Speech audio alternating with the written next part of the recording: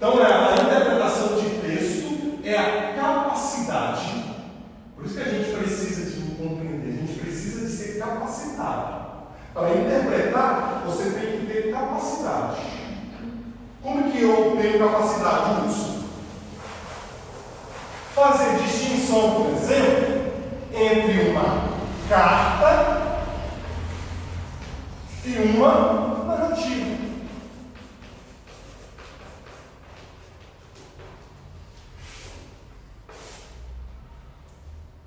Uma capacidade de uma pessoa compreender, outra palavra, compreender, palavra-chave que eu já falei com vocês, compreender o que está escrito. Por isso que a gente precisa responder hoje o que o texto diz. Do que está escrito em uma mensagem textual, podendo pensar e refletir a partir daquilo que absorveu após a leitura. Então, quando a gente fala de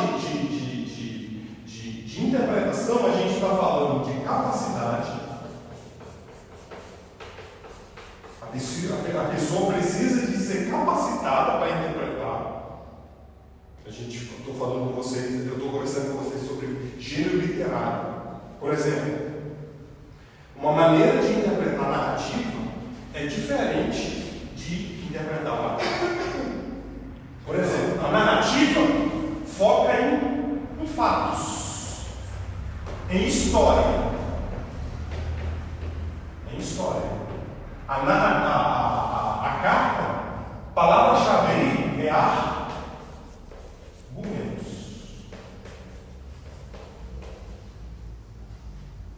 Então, se é argumento, então interpretar a carta é diferente de interpretar uma narrativa. Por isso que a gente precisa, em primeiro lugar, a pessoa para interpretar o texto, ela precisa de ser capacitada.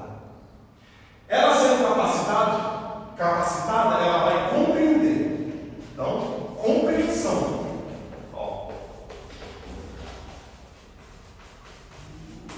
Então, ela é capacitada, depois ela passa a ter a capacidade de compreender. E a partir disso, ela vai poder refletir sobre o que ela escreveu, o que ela leu. Então, quando eu falo de hermenêutica, eu estou falando de uma capacitação. A gente precisa ser capacitado. Eu tenho que saber, por exemplo, saber a diferença, a forma de interpretar uma carta é diferente de uma narrativa. Você pode dar um exemplo na Bíblia para mim, por favor? Sobre a diferença de narrativa. Vamos sim. Vamos abrir a Bíblia.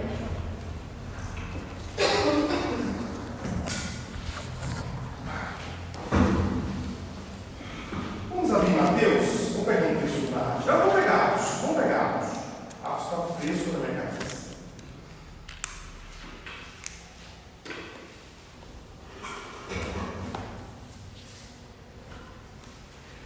Atos capítulo 3.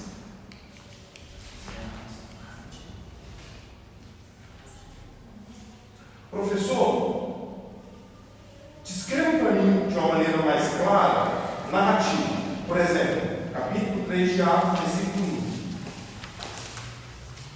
Quando a gente fala de narrativa, a gente fala de personagem. Pedro e João subiram ao templo para a oração da hora nona. Então a história aqui começa falando de dois personagens. Quais são eles? Pedro e João. Por que eles subiram para o templo? Oração. Eles foram orar. Eles foram ao meio-dia?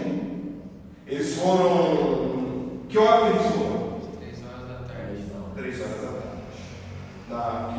Que a gente, no fuso do texto aqui, é a hora nona. Mas é 3 horas da tarde. Então eu tenho personagem, eu tenho ação. Qual que é a ação aqui no texto? Subir para o templo. Para fazer o que lá? Então, espera-se de quem vai aqui, isso aqui, espera-se de quem vai ao templo orar. E isso, eles oraram 24 horas? Não, eles tinham um horário estipulado. Na hora não, às 3 horas da tarde. Então, aqui, só nesse trechinho aqui, a gente tem personagem, a gente tem um tempo. Ó, vamos colocar isso aqui para fazer essa distinção aqui de narrativa e. Vamos lá. A narrativa.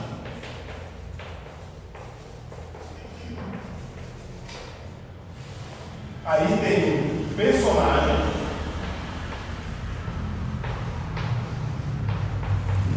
Então, para construir uma narrativa, precisa de ter personagem.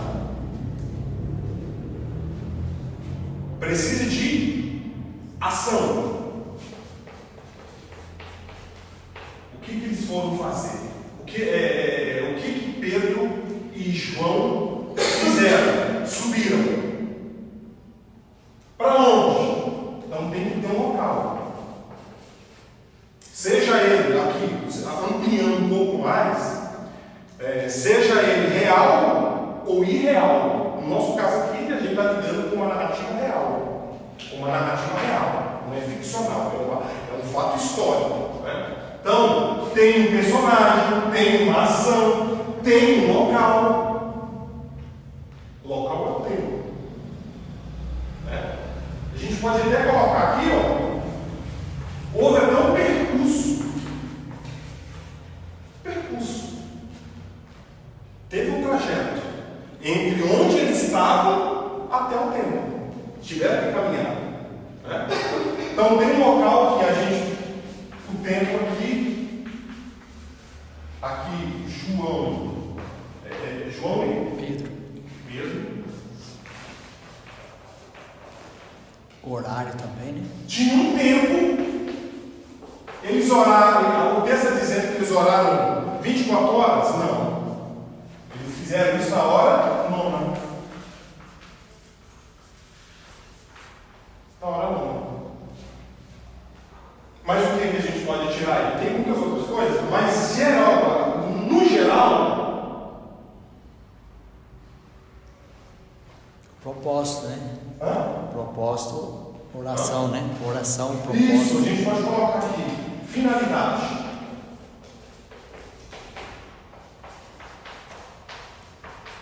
Oração.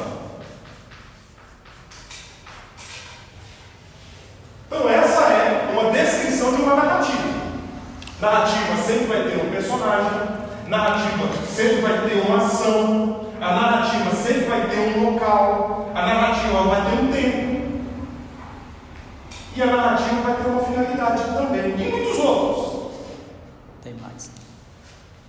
Então isso em Atos, capítulo 3, versículo 1. Isso é uma narrativa. É uma riqueza de detalhe, né? Está entendendo? Vocês têm que separar. O correto é a gente fazer isso aqui, ó. Se no versículo primeiro você já.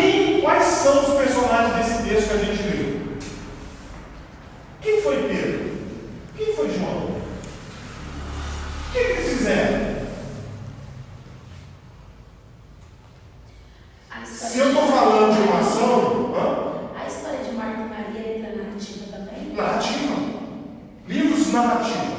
Todos os evangelhos, mais o livro de Atos dos Apóstolos. Qual que é o gênero literário, Wilson? Principal desses escritos aqui é a narrativa.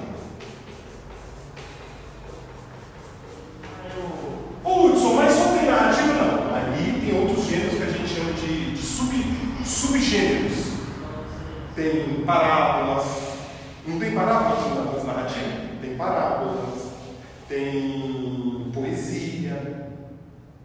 Então, o gênero principal, tanto dos evangelhos quanto de Atos, é a narrativa. E aí, Normalmente, é desse jeito que a gente faz. Ok? Isso aqui é a narrativa. Vamos pegar aqui só agora.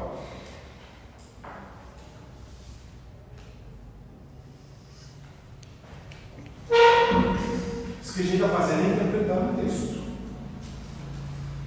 Vamos pegar aqui um texto.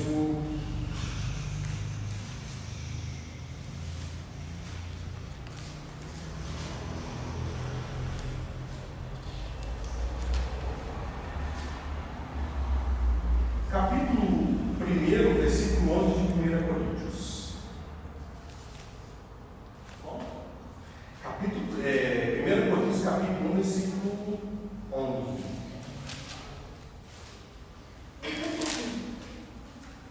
Ou melhor, não, deixa eu só ver aqui. Capítulo 3, 1 Coríntios mesmo. Capítulo 3, versículo 1.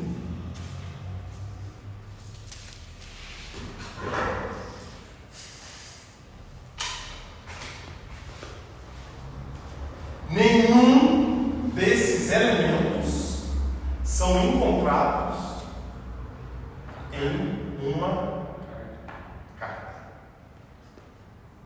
Pode aparecer o personagem? Pode. Por exemplo, o capítulo 1, capítulo 3, versículo 1 ali, vai falar sobre Cristo.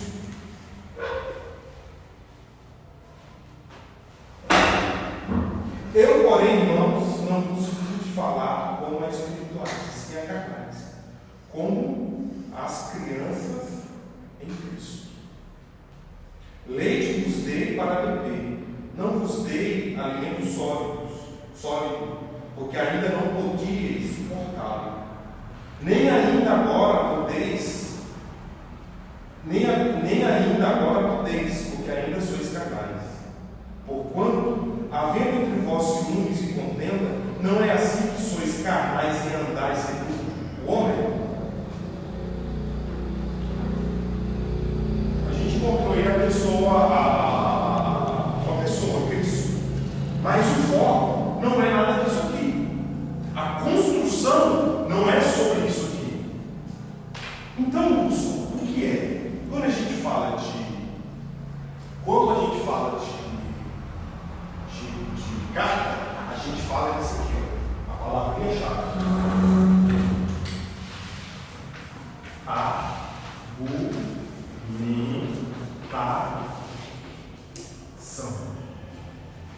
Argumentação. Quando a gente fala de carta, a gente está falando de argumentação. Porque na argumentação ela tem um começo, a argumentação tem um meio e a argumentação tem um fim. Então tem a parte A, a parte B e a parte C.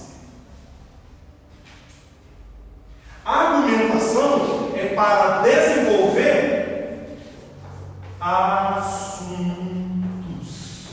que a gente também chama de temas.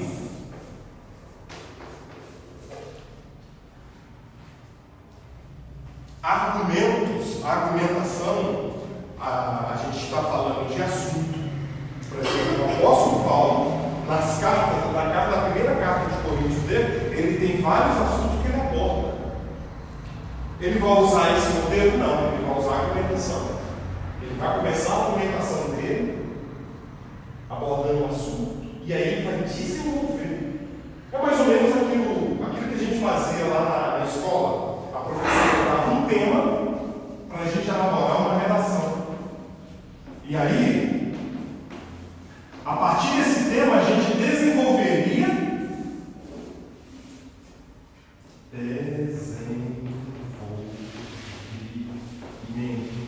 A gente desenvolveria a nossa redação. A gente desenvolveria esse tema através de quê? Através de argumentação. E as cartas, quando a gente fala de carta, a gente está falando de argumentação. Qual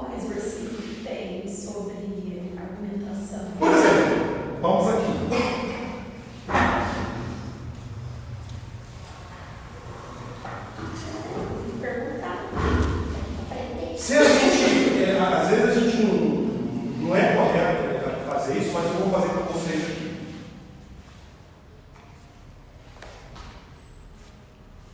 Na Bíblia de vocês aí, tem temas sobre o versículo capítulo. Por exemplo, no meu capítulo 3 aqui, o tema em cima do versículo 1 está: as dissensões demonstram a falta de espiritualidade. Um assunto. No versículo 10, em certo sentido, vai começar um outro assunto: responsabilidade dos que ensinam.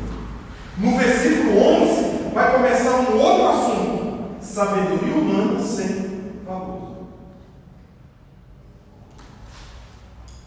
No capítulo 3, aqui pegando a epígrafe que está presente no capítulo, nós temos 3 assuntos.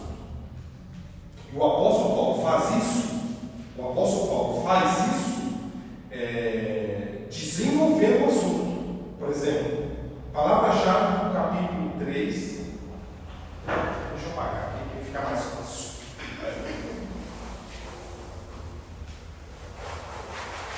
A gente vai fazer isso lá nas cartas gerais. Vou pegar aqui o livro mesmo, propriamente dito.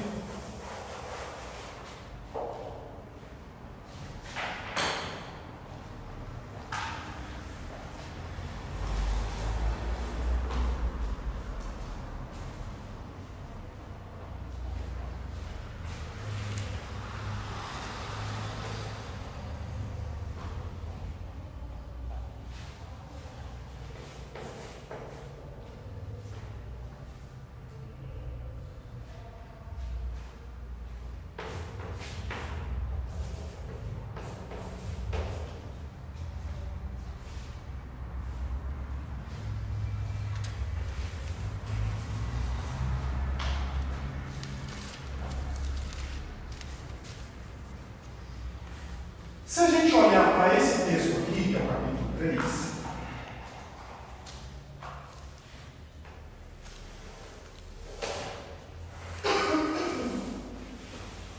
se a gente olhar para esse capítulo 3, o que une esse capítulo 3? Essas aparentes divisões de assunto que Paulo vai desenvolver. Palavra-chave que vai unir é um tema central chamado sabedoria humana. Imagina a professora te dando um tema. A gente está fazendo aqui um reverso, porque o texto já está pronto. Então, Hudson, qual é o tema central que aborda essas divisões, essas 3 divisões? Sabedoria humana. Sabedoria humana. Então, o que vai unir, a palavra-chave que vai unir, que vai perpassar esses versículos, essas divisões, é sabedoria humana.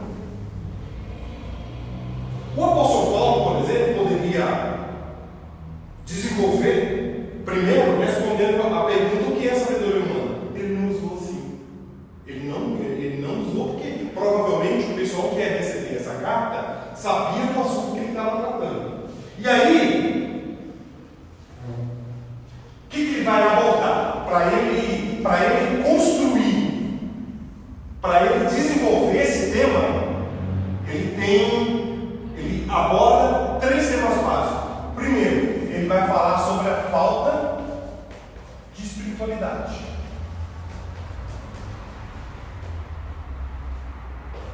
Dualidade.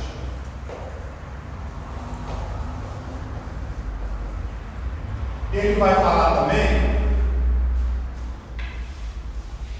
sobre a responsabilidade daqueles que ensinam.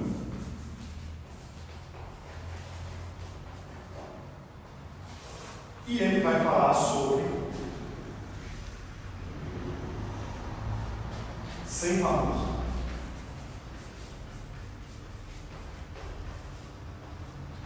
O tema central, sabedoria humana. Só que ele usou 3 pontos para desenvolver. O primeiro ponto está aqui, o segundo ponto está aqui e o terceiro ponto está aqui. O primeiro ponto ele vai falar sobre a falta de espiritualidade. Ou seja, ele está dizendo aqui que tinha pessoas na igreja de Corinto que se dizia espiritual, mas as atitudes revelavam que eles baseavam a espiritualidade na sabedoria humana. Por isso que a espiritualidade deles era uma espiritualidade carnal. Ele fala, eu queria dar para vocês comida mais sólida, mas por ainda vocês terem uma espiritualidade baseada na sabedoria humana, vocês não estão capazes para comer de uma comida mais sólida, de ter conhecimento sobre Deus mais robusto. O que eu tenho dado para vocês até hoje são papinhas. Vocês ainda são crianças. Por quê? Porque ainda vocês estão fundamentando a espiritualidade de vocês na sabedoria humana. Isso é desenvolvimento doutrinário. Outra coisa, ele vai depois chamar responsabilidade para aqueles que ensinam, dizendo que o ensino desses professores não poderiam estar sendo fundamentado na sabedoria humana. A sabedoria humana não poderia ser base para o ensino daqueles que ensinam. E por último, ele vai ser mais incisivo. Qualquer coisa, prática, ensino, que estiver baseado na sabedoria humana, é sem valor.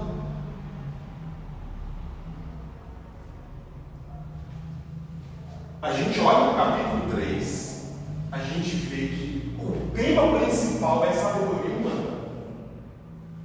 E aí, o apóstolo, ele vai estruturar o desenvolvimento do tema dele. Ele poderia, gente, ter abordado vários aspectos. Poderia começar com uma definição. Normalmente a gente faz isso.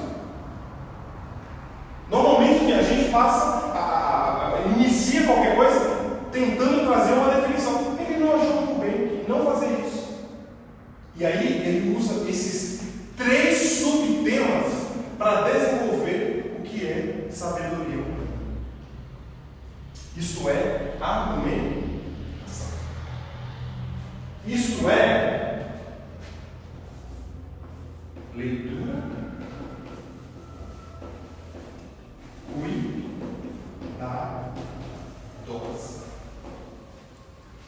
para que eu possa captar as nuances de uma carta, que é diferente de uma narrativa. A narrativa, em certo sentido, no geral, é mais simples. Não simples, mas agora, a epístola, uma carta, ela demanda mais tempo. Eu tenho que ler uma, duas, para me captar esses assuntos principais, para me captar como que esses assuntos principais foram desenvolvidos. Aí a gente começa a perceber que ele usou subtemas para desenvolver o tema principal. Aqui, ó, os subtemas são esses aqui, ó. E como encontrar a palavra-chave que o senhor achou?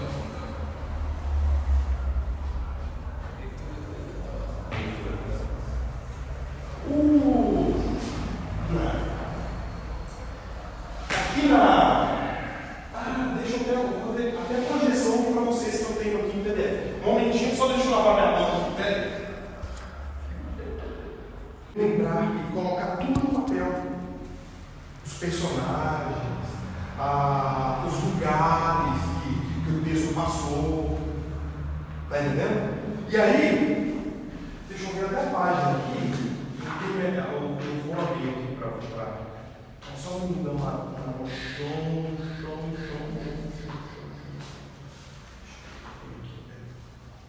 Então, professor, então você olha seu texto assim, o primeiro capítulo, de um olhar assim bem natural mesmo, né? Bem humanamente dizendo. Qual é a página? Não, página 48.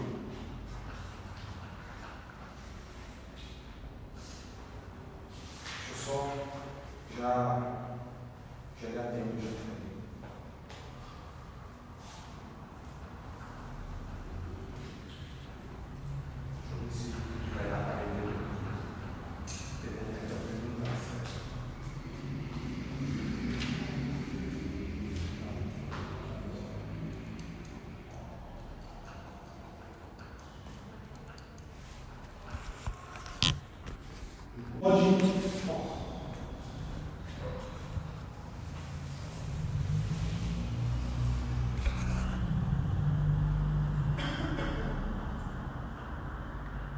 Como eu estou trabalhando a ideia com vocês, é contexto. Então, a maneira como a gente lida com texto é através de leitura. A primeira coisa, leitura, é ler o texto. Então, a gente tem 4 níveis: leitura básica ou elementar, que se concentra na identificação de termo, palavra, que é a leitura básica, que você faz a leitura ali, papapá, só para você conhecer. O bom, por exemplo, a gente está falando de epístola, você sentou e fez a leitura de uma sentada, você fez a leitura do livro todo. Porque aí a gente vai para a segunda leitura, que chama de leitura de inspeção, pela qual se lê rapidamente um livro para conhecer a sua estrutura básica e as ideias principais. Então, a primeira leitura básica ou elementar, a segunda, leitura de inspeção, você vai começar a vasculhar capítulo por capítulo. Você já pode começar até na segunda leitura, você pode começar até a fazer anotações. Eu já faço na minha primeira, eu já faço essas 2 leituras aqui já simultâneas. Eu já vou tanto a base quanto a de inspeção, que eu já vou vasculhando algumas coisinhas, já vou anotando a leitura que eu estou fazendo de Atos. Estou fazendo ali, com essas notações, é a primeira leitura que eu estou fazendo. Então eu estou usando essas 2 aqui. Depois uma leitura analítica, que se estuda o livro com mais profundidade para entender o mais possível de sua mensagem. E por último, a leitura sinótica ou comparativa, pela qual se compara a mensagem com outros livros, tal, aí você começa a fazer a comparação do livro de Apóstolo de 1 Coríntios com outros livros do apóstolo Paulo. Mas, no geral, são esses 4 tipos de leitura que a gente tem que ter. A leitura básica é fundamental. Você está tendo o primeiro contato. Então, quando a gente lida com carta, a gente vai precisar de leitura cuidadosa. A gente precisa de ler 1 vez, 2 vezes, começa a anotar.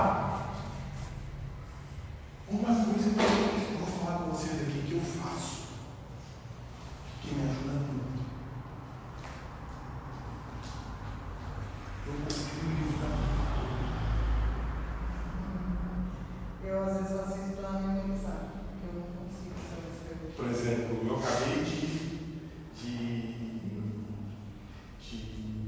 escrever, não tenho um caderno em casa, todo o livro de acabei de escrever o livro de Joel. E estou escrevendo, olha para você ver, para aprimorar o conhecimento grego. Eu estou escrevendo 1 Timóteo, todo em grego. Porque fazendo isso, você vai estar familiarizando com o texto.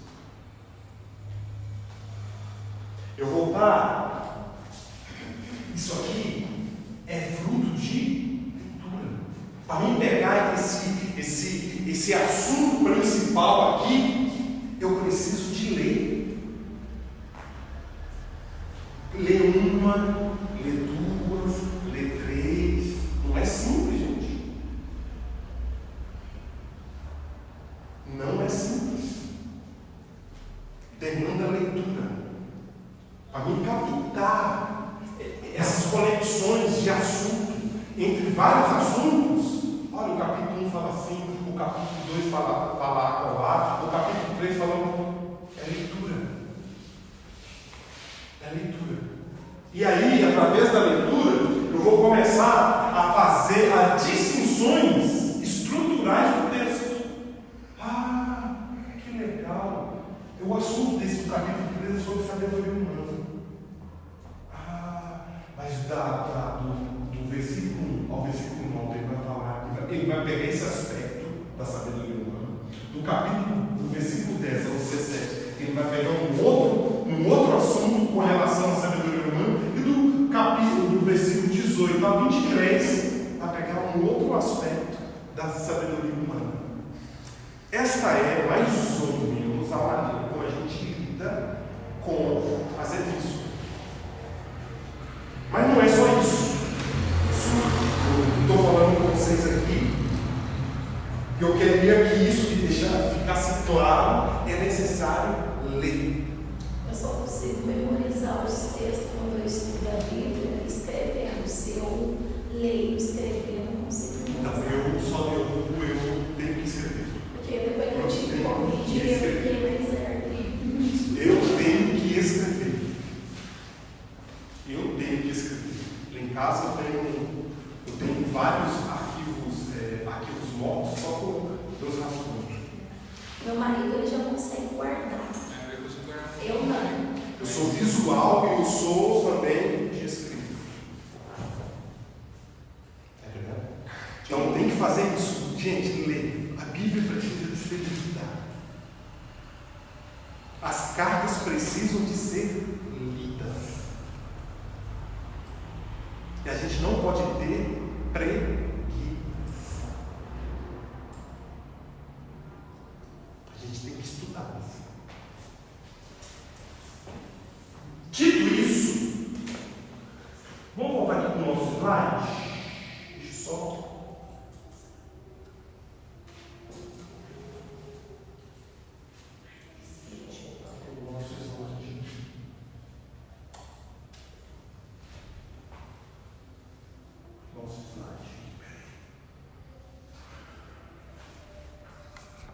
Que a gente antecipou muita coisa.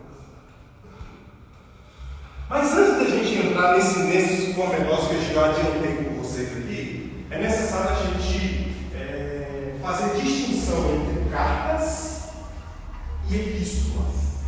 Há uma diferença básica entre essas duas nomenclaturas.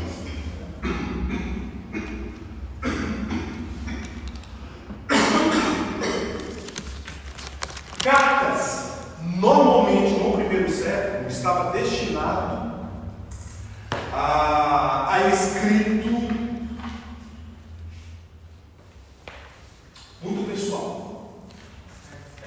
Quando a gente fala de cartas, a gente está falando de algo muito pessoal. Por exemplo, Filemon se encaixaria nessa, que é muito pessoal. Muito pessoal. Você vê que a carta, a carta de Filemon, ela é muito afetiva. E não necessariamente era uma carta para ler na igreja. Claro, ela foi lida. Mas o apóstolo Paulo usou essa maneira de escrever carta, porque fazia todo sentido. Ali ele estava relacionando com um amigo. Com um amigo. E aí ele se vale necessariamente de carta. E quando a gente fala de carta, a gente está falando de algo muito pessoal. Diferente de epístola, que se encaixa em uma forma mais literária, mais artística. E está destinado para o público. Romanos, Tiago. Ela se encaixaria mais nessa questão de epístola do que em cartas. Por exemplo, 2 João, 1 João, cartas. Se a gente for fazer uma análise fria da situação, por quê? Porque tem uma conotação mais pessoal e não tão literária. um escrito não literário. O apóstolo João não se valeu, por exemplo, de recursos linguísticos, por exemplo, de metáforas, de recursos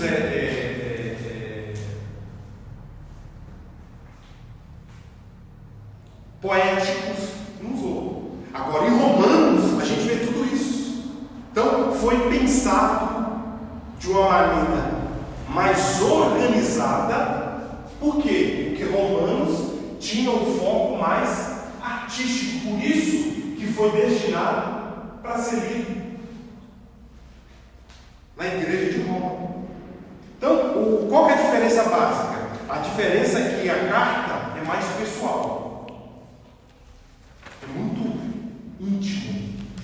A epístola é mais artística, o autor usando vários recursos linguísticos, metáfora, poesia, recursos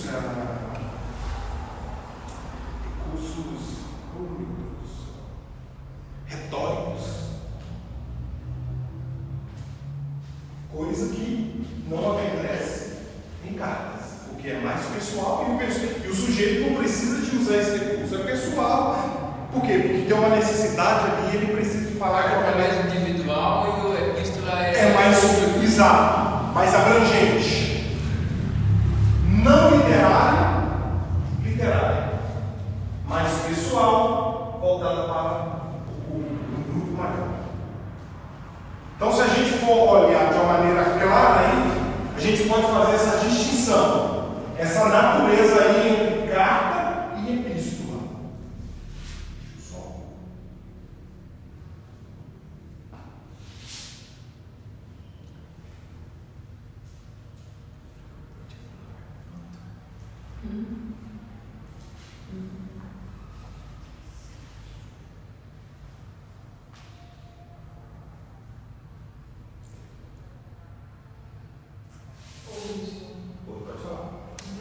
As cartas, né, epístolas, elas são direcionadas a alguém Individual.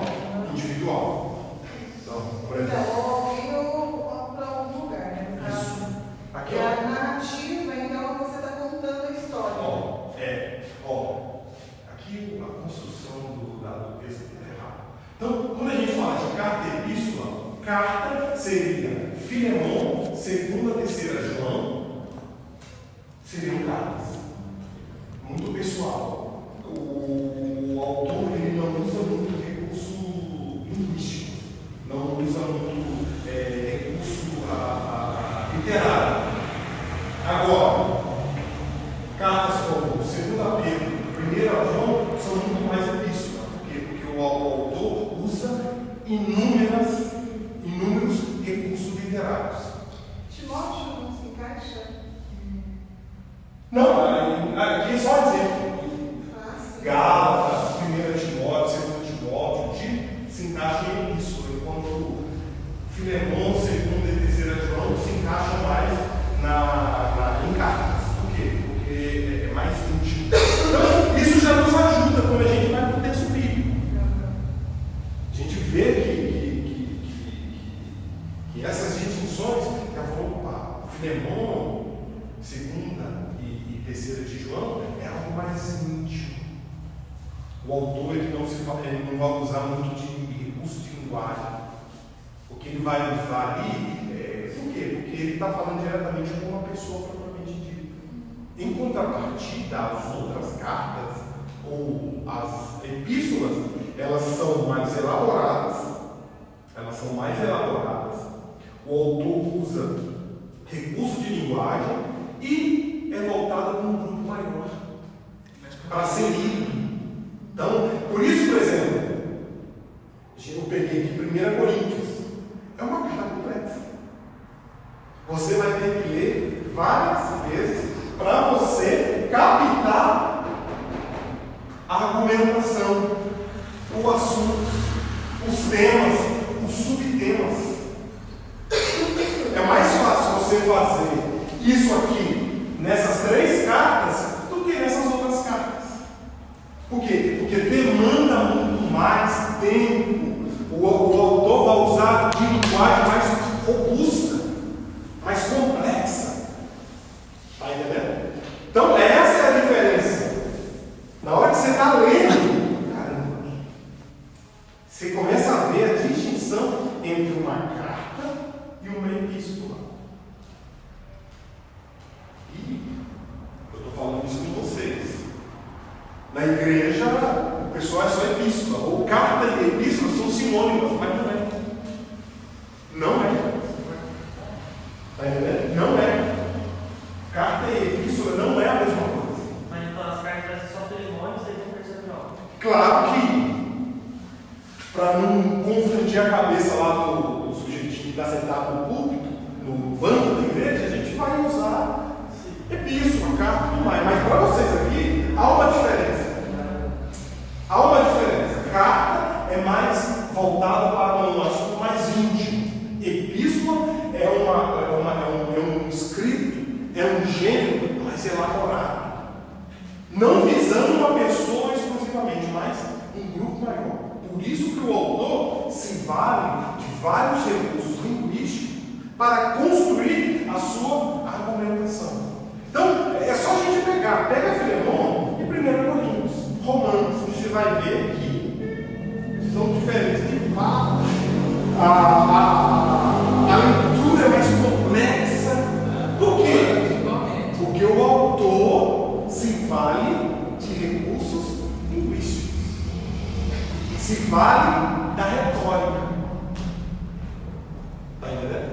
Então, aí se torna um desafio. Uma coisa é ler 2ª e 3ª João e Filemão. Outra coisa é ler Romanos. Outra coisa é ler Gálatas. Complexo.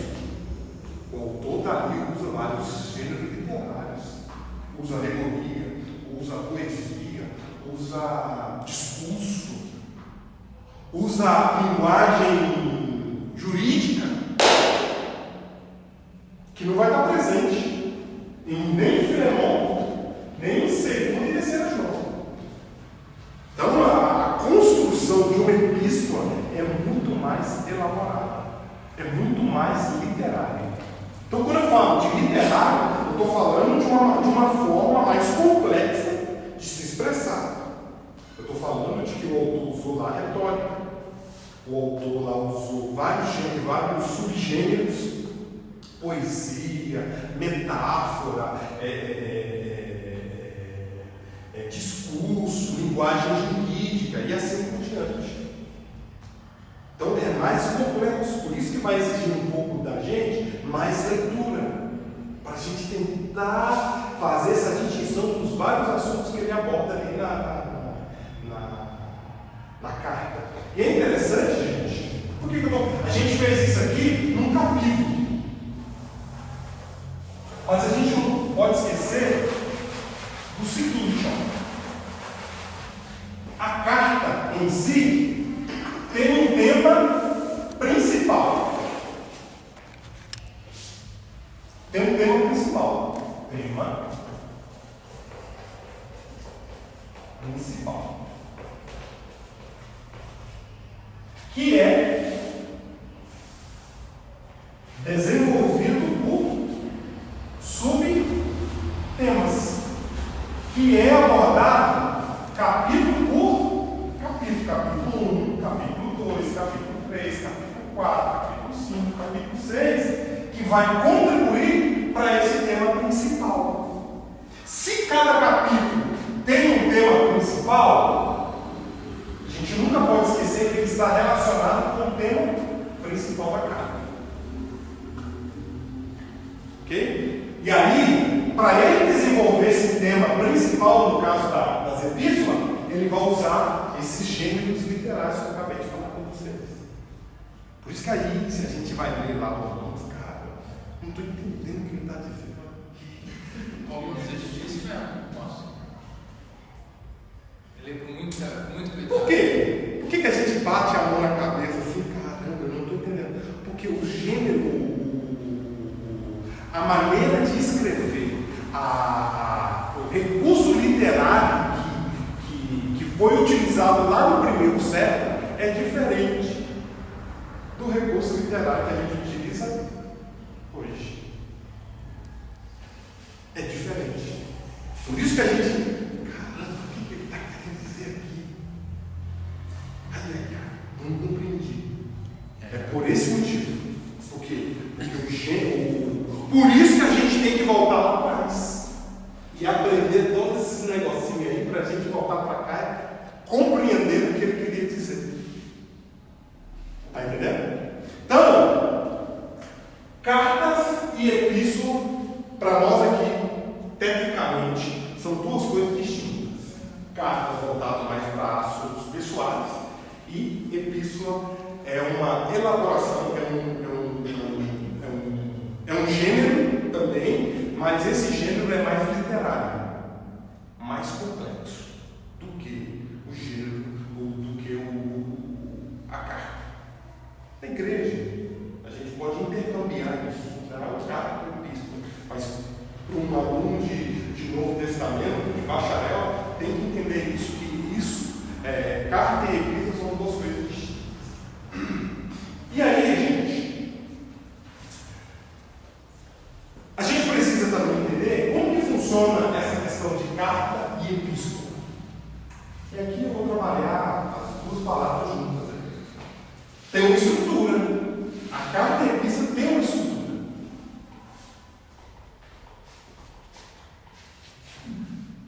Tem o nome do autor, do escritor. Se você pegar lá 1 Coríntios, 2 Coríntios, 3 Coríntios, o autor se identifica. Tem um nome para quem está sendo escrito. Tem uma saudação. Tem uma oração. Ou ação de graça. Tem o corpo do escrito, onde vai ser desenvolvido os vários temas que o escritor quer abordar com aquele grupo pelo qual ele está escrevendo. Ele vai desenvolver isso que a gente chama de corpo da carta, corpo da epístola. E depois ele vai fazer também a saudação final e a despedida. Esta é uma estrutura de como funciona uma epístola, uma carta. Em nome do autor, em nome do diretor, saudação. Vamos abrir Tiago para a gente vencer?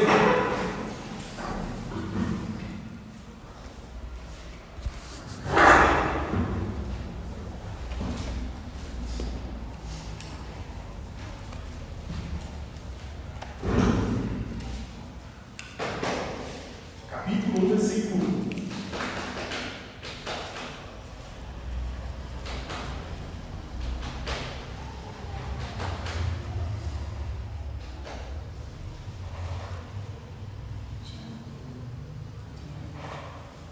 Será que o autor, aí, no capítulo 1, versículo 1 de Tiago, se identifica? Qual é o nome dele?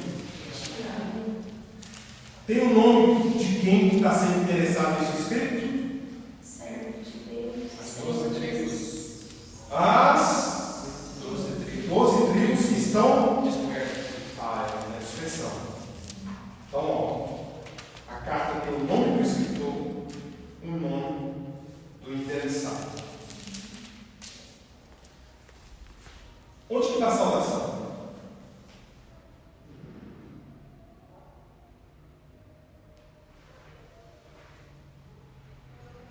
Essa saúde aqui, saudar. Na minha aqui é saudações. As 12 tribos que se encontram na dispersão, saudações, ou saúde. Está no primeiro Então essa aí é a saudação. Está no primeiro mesmo. Agora, essa carta, ela não vai ter oração. E é interessante, não tem oração. Não tem um desejo ou ação de graça. Não tem. Por quê? Porque o autor, ele ignora oração e já pula para o corpo da carta. Toda vez que isso acontecer, vai acontecer aqui em Tiago, vai acontecer em Gálatas. Sempre quando o autor ele não faz esse pedaço aqui, porque o assunto é muito sério. O que ele vai abordar é muito sério. Gálatas, por exemplo, é muito sério que ele vai abordar. Aqui também, o que ele vai dizer é sério. Por isso que ele abandona essa parte estrutural de uma carta, de uma epístola. Então Tiago não vai abordar isso. Ele já começa no versículo 2, ele já começa um pouco da carta. Eu achava que essa oração fosse só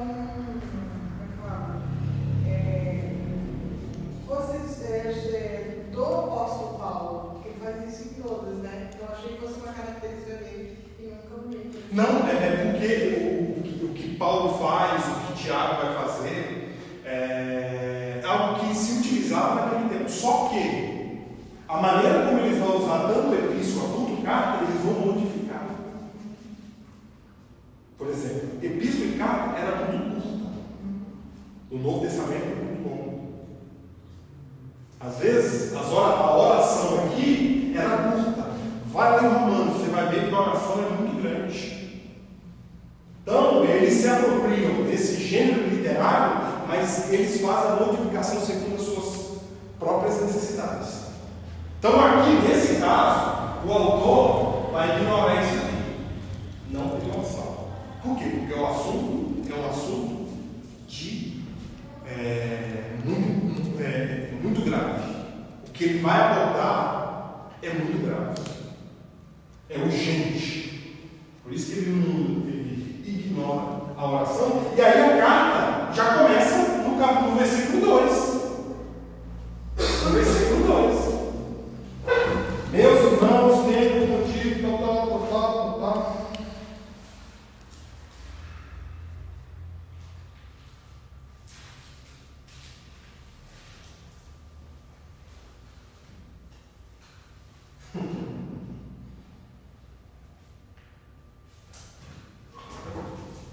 E essa carta não tem despedida. O autor só usa o nome destinatário, a saudação, como da carta ao final.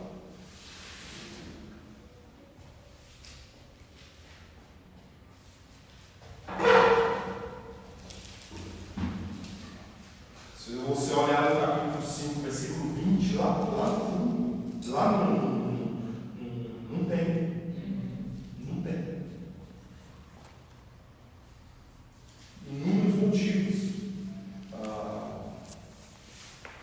Inúmeros motivos que ele poderia ter abandonado a saudação e a final e a despedida. Provavelmente eu não conhecia ninguém que receberia essa carta.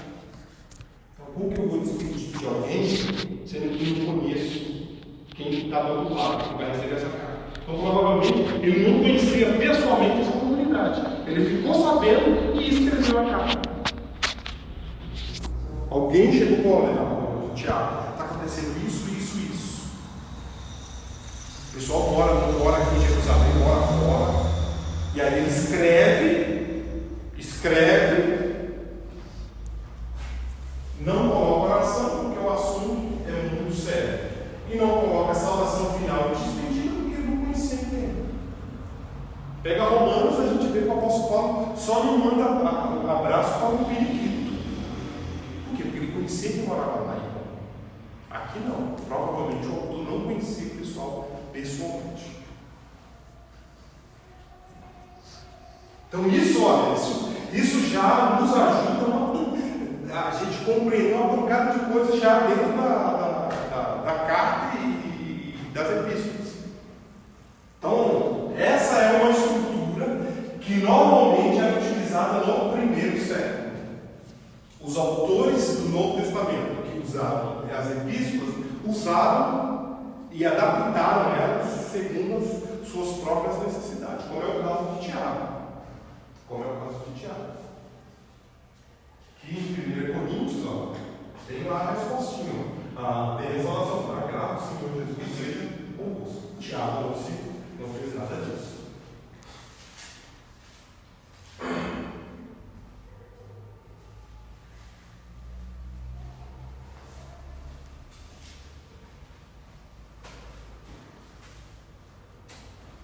Show? Maravilha? Então vamos fazer uma atividade agora.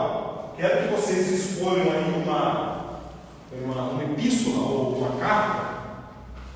Vamos pegar dentro das epístolas gerais e Hebreus. E eu queria que vocês atentassem para isso aqui. Queria que vocês colocassem o nome do escritor, o nome do destinatário, a oração, o corpo e a saudação final e despedida.